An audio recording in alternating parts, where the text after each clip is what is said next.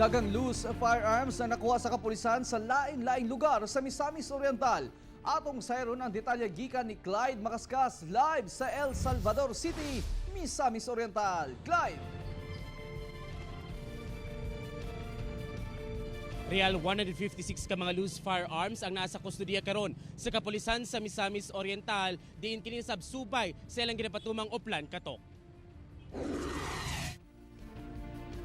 Sa nagpadayong kampanya sa kapulisan batok loose firearms ning bag-o lang gipasidunggan sa Misamis Oriental Provincial Police Office ang tulo ka municipal police station tungod sa ilang kakugi sa implementasyon sa Oplan Katok. Sa datos sa MISOR PPO, miabot sa 156 ka mga armas ang ilang nalikom sa tibok probinsya sukad Enero ning tuiga hangtod na sa bulan sa Abril. Nanguna sa pinakadaghang armas nga napasurrender ang El Salvador Police Office.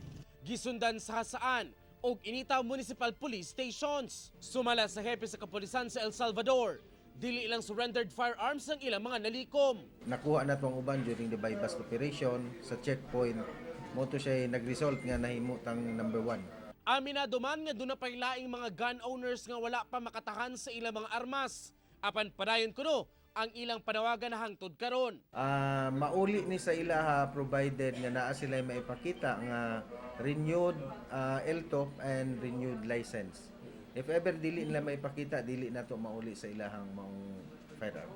Gipasalig sa kapulisan sa El Salvador City nga nagpabiling luwas ang ilang syudad taliwala sa mga loose firearms nga wala pa na surrender kanila.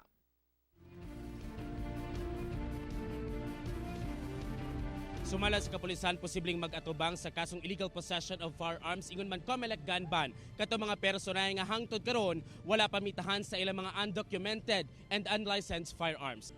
Okay, daghang salamat Clyde Makaskas.